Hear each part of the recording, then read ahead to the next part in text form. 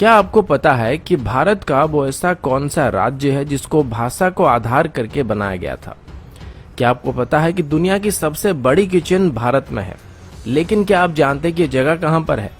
क्या आपको पता है कि सिमलपाल नेशनल पार्क में ऐसी कौन सी चीज है जो पूरे दुनिया भर में कहीं पर भी देखने को नहीं मिलता है? क्या आपको ये भी पता है कि चंद्रगुप्त मौर्य जिन्होंने पूरे भारत को जीत लिया था, उन्होंने कभी भी कलिंग पर हमला करने का साहस क्यों नहीं किया था? आज की वीडियो में हम ऐसे ही 10 मजेदार फैक्ट के बारे में बात करने वाले हैं, जो कि भारत की एक ऐसी राज्य के बारे में है जिसको मेन स्ट्रीम मीडिया तभी कवर करती है जब वहां पर बाढ़ आ जाती है, साइक्लोन आ जाता है या फिर कोई प्राकृतिक विपदा आ जाता है। लेकिन दूसरे तरफ इस राज्य के इतिहास को अगर आप गौर से देखेंगे तो आपको एक बहुत ही पुरानी और उन्नत सभ्यता देखने को मिलेगा। साथ ही इसकी प्राकृतिक सौंदर्य आपको यहाँ पर बार बार आने के लिए मजबूर भी कर सकता है। जी हाँ, मैं उड़ीसा की बात कर रहा हूँ और आज मैं अपने राज्य से जुड़े हुए 10 मजेदार और जानकारी से भरे हुए फैक्ट आप सभी को बताने जा रहा हूँ। फैक्ट नंबर 1, भारत के इतिहास में उड़ीसा ऐसा पहला राज्य था जिसको भाषा को आधार करके बनाया गया था। उड़ीसा में भाषा की जो आंदोलन शुरू हुआ था वो 1895 से शुरू हो गया था और इसे उत्कल गौरव मधुसूदन दास जी के नेतृत्व में आगे बढ़ाया जा रहा था। और फाइनली भारत को आजादी मिलने से पहले ही यानी कि 1936 में ही उड़ीसा को भारत का पहला राज्य बना दिया गया जिसको भाषा को आधार करके बनाया गया था।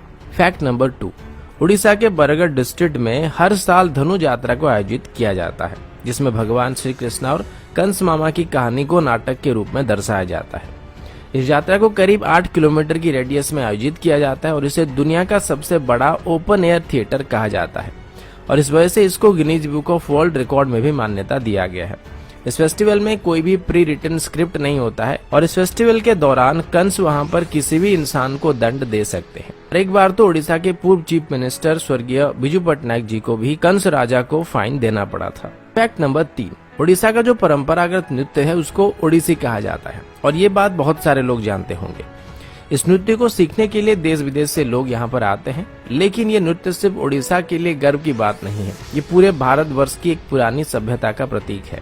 इस नृत्य कला के बारे में हमारी पुरानी संस्कृत स्क्रिप्चर्स नाट्य शास्त्र में बताया गया है और इसको भारत का सबसे पुरानी नृत्य कला में से एक माना जाता है। इसको मुगल रूल के दौरान या फिर ब्रिटिश रूल के दौरान सप्रेस करने की भी कोशिश की गई थी, लेकिन स्वाधीनता मिलने के बाद इसको हमने दोबारा रिवाइव करने में कामयाबी हासिल कर लिया था। फैक्ट नंबर 4, क्या आपको पता है कि ताजमहल के बनने से काफी पहले से ही कोणार्क टेम्पल को बना दिया गया था और सबसे बड़ी बात यह है कि इसको समंदर के अंदर बनाया गया था।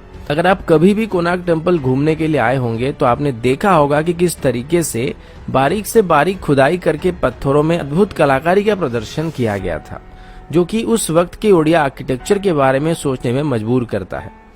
इसके बारे में इतने ज्यादा अद्भुत और अनसुनी फैक्ट है जिसको लेके एक पूरी वीडियो बनाई जा सकती है। वैसे अभी आपको जो कोणार्क टेम्पल देखने को मिलता है वो सिर्फ इसका आधा हिस्सा है और जो मेन मंदिर था वो टूट चुका है। इतिहास में कई बार मुस्लिम इन्वेडर्स के द्वारा इसको लूटा गया था और इसको तोड़ने की कोशिश की गई थी और इसी दौरान शायद वो मंदिर टूट गया था। फैक्ट नंबर 5, क्या आपको पता है कि एशिया का सबसे बड़ा विलेज उड़ीसा में है? इस गाँव का नाम भुवन है और ये ढेंकानाल डिस्ट्रिक्ट में पड़ता है। फैक्ट नंबर 6, उड़ीसा के मयूरभंज डिस्ट्रिक्ट में ऐसे पत्थर पाए जाते हैं जो कि लगभग 3 बिलियन साल पुराने हैं और अगर पृथ्वी की बात करें तो ऐसा माना जाता है कि पृथ्वी की उम्र करीब 4.5 बिलियन ईयर है। फैक्ट नंबर 7, चंद्रगुप्त मौर्य जिन्होंने पूरे इंडियन सबकॉन्टिनेंट के ऊपर जीत हासिल कर लिया था, उन्होंने 60 सालों तक कलिंग पर हमला करने की हिम्मत नहीं की थी, जबकि कलिंग यानी कि एंशिएंट उड़ीसा मगध की राजधानी से ज्यादा दूर नहीं था। फिर चंद्रगुप्त मौर्य की पोते राजा अशोक ने कलिंग पर हमला किया था। इसमें मगध के पास लगभग 4 से 6 लाख सैनिक थे, जबकि कलिंग के पास 60,000 सैनिक थे। जाहिर सी बात थी कि कलिंग की हार निश्चित थी, पर फिर भी मगध के 1 लाख के आसपास सैनिक मारे गए थे। कलिंग के सैनिकों के अलावा बच्चे, बूढ़े और औरतें भी उस जंग में शामिल हुए थे और ये इतनी भयंकर लड़ाई थी जिसने क्रूर राजा अशोक के मन को बदलने के लिए मजबूर कर दिया था और उसके बाद उन्होंने बौद्ध धर्म अपनाकर उसके प्रचार और प्रसार करने का काम किया था। अगर आप कभी भी उड़ीसा आते हैं तो आपको धौलीगिरी देखने को मिलेगा। ठीक इसी के किनारे एक नदी है जिसका नाम दया नदी है और इसी नदी के किनारे वो जंग लड़ी गई थी और ऐसा बताया जाता है कि उस वक्त उस नदी का पानी खून की वजह से लाल रंग का हो गया था।